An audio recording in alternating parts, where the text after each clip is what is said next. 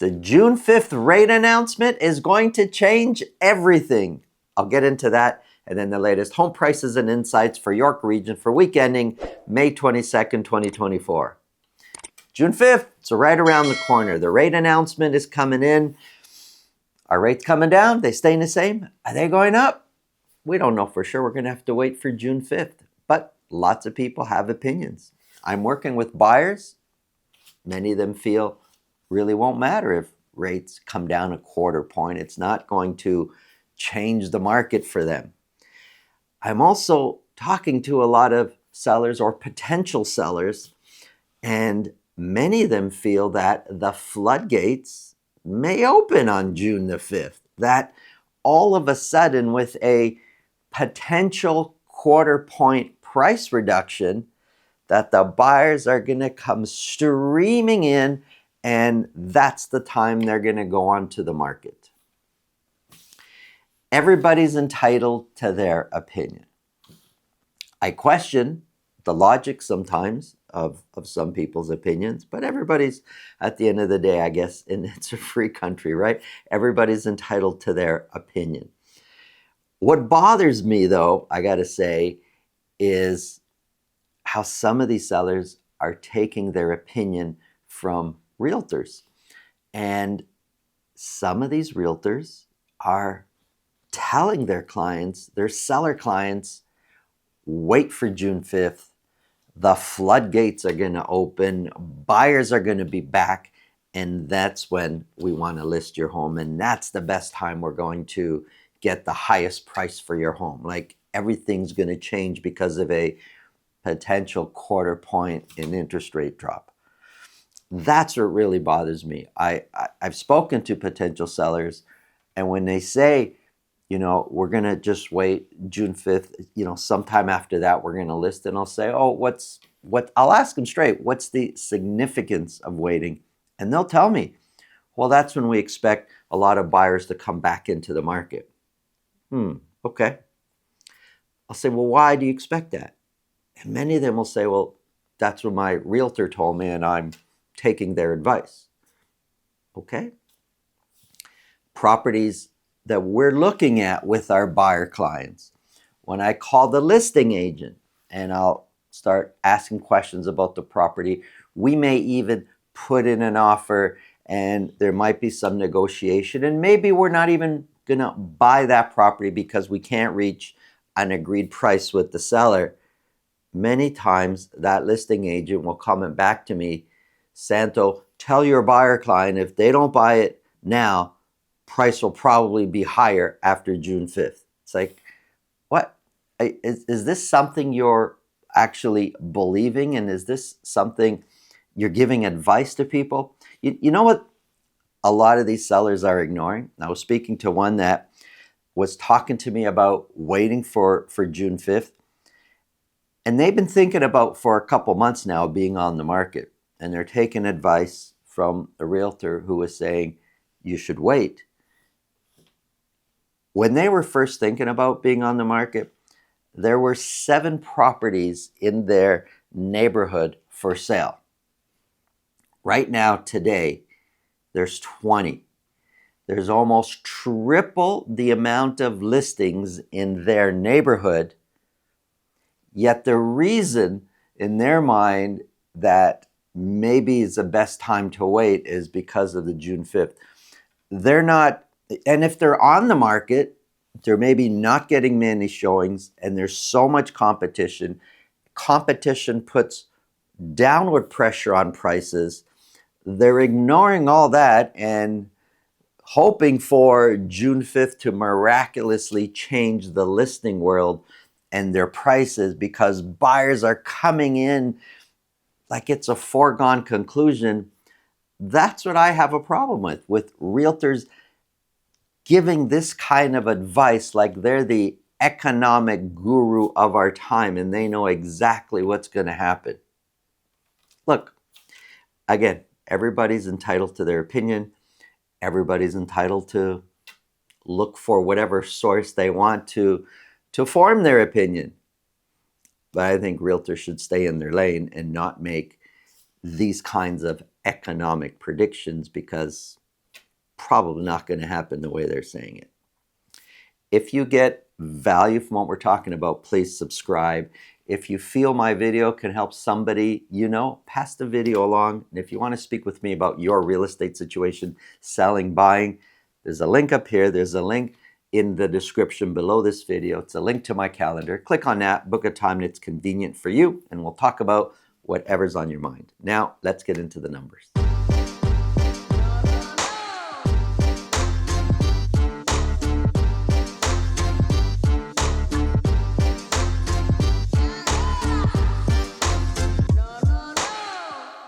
Folks, I'm going to sound a little bit off. I'm recovering from a cold. My throat is a little sore, so my voice is a bit off. Forgive me. Let's get into the numbers here. We're talking about York region. We're going to be focused on detached properties only for Vaughan, Richmond Hill, and Markham. Here's a summary of average sold price for week ending May 22nd for all three cities. In the order of average price, Richmond Hill, Vaughan, and Markham, they all went up in average sold price over the previous week. We're going to start off with Vaughan. For week ending May 22nd, 29 detached properties were sold. 9 of those were at $2 million or more.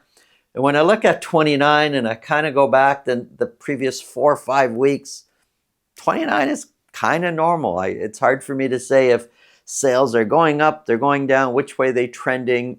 29 seems kind of normal now over the last few weeks, and 9 selling at $2 million or more, also kind of normal. If we go back the last 4, 5, 6, 7 weeks, 9, there's a 7, there's a 10, there's a 7, there's an 11. So 9 seems kind of normal. Average sold price jumped way up over the previous week to $1,818,000. 1818 is really rounded, no percentage change over where we were this time last year. Although it was a little higher last year, the percentage change is so small that it rounds to 0% change. The median price is 1% higher than where we were this time a year ago. The dotted line, that's a 4-week moving average. And when we look back, I've got 3 months on the board here. Previous to, say, the last month, kind of seemed that average price and median price overall was kind of flat. But over the previous 3-4 weeks, looks like prices may be trending up a little bit, or at least that's what it's showing there. But there's so many different indicators pointing one way, pointing the other. There's a lot of things happening. The market is, I believe, in such a transition right now. We're not really sure which way it's going right now. But for now, trending up. 29 were sold, 41% sold at list price or more. Listings have been trending down a little bit. Active listings is increasing, so there's more and more competition. So earlier I said prices look like they're trending up. These are average prices. Active listings is also trending up. More properties available for sale. More competition has a way of suppressing and pushing, it's downward pressure on prices, yet we're seeing average prices trending up lightly. See, these are the opposing forces that don't make any sense right now. And months of inventory is up to 3.2 months of inventory at the bottom end of a balanced market. We're on the other side of the seller's market. We're in a balanced market territory. Normally, as months of inventory go this high, prices start to kind of trend down a little bit. We're not seeing that yet. Maybe we will, but we're not seeing that yet. Here's Richmond Hill. 24 detached properties were sold. Those sales are actually much higher than what we've seen over the last few weeks. Half of those, 12 of the 24, sold at $2 million or more. What do you think that does to average sold price when half are selling at $2 million or more? Well, average price shot up. It's now at $2,091,000. Overall, it seems that average price has been trending up. We could come all the way back here to where earlier we saw for the month of March, average prices coming down. kind of the end of March, average prices now looks like they've been trending up. Compared to last year, 2091, which is already a big number, almost 2.1 million, it's actually lower by 1% from where we were this time a year ago. The median price is up 14%. Well, that's because half of those properties sold at $2 million or more, and that median number just was shot way up. But overall, prices have been trending up. Of the 24 that sold, the percentage selling at list price or more is also higher at 63%. Listings, kind of 65, 62, 64, 68. Listings haven't changed much over the last 4, 5, 6 weeks. Active listings, though, is increasing. We're seeing more and more properties available for sale. Months of inventory was climbing, but this 1 week, and it's because of the sales, increase in sales, months of inventory is now sitting at 3.4 months of inventory, a balanced market. Here's Markham. 22 detached properties were sold. 6 of those were at $2 million or more. And over the last 3 weeks, sales has been increasing. We were higher. We were selling 26, 30, 36. We're now at 22. It's really hard to see what's happening with average sold price, though. So I'm going to look at some of the other charts to help show that. 1,803,000.